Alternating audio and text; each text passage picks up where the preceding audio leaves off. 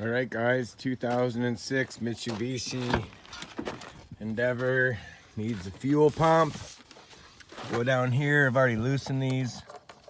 Take out these two bolts. Not gonna get into specific sizes, you can figure it out. Let's get this up, figure out a piece of wood to hold it up. And here it's under here, so we're gonna take these 4 screws out and see what's under there. So I personally just put an axe handle, broom handle, whatever will work. Just something so it doesn't fall down on your head. All right, with those removed, this plate should just lift up.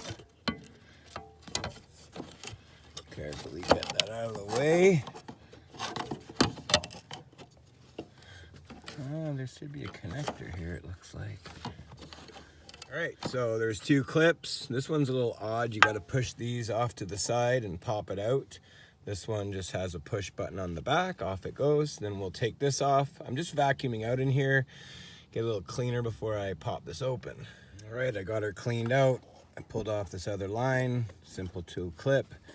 These are pretty rusty, but I got them with an 8mm. There's 6 of them. We're gonna pop those off. That should be the bracket. Pump should come out. Put the new one in. Bob's your uncle. All right, well, we've taken out the 6 nuts and this thing is loose, so we're gonna pop this off. And there we go, there's the pump coming out.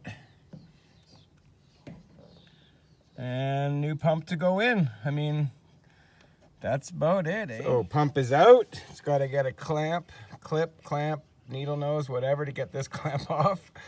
And then we're gonna put the new one in.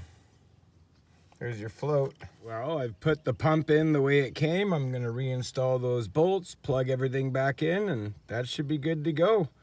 I hope this video was helpful, guys. I usually talk about gold, but you know, today we're talking about cars.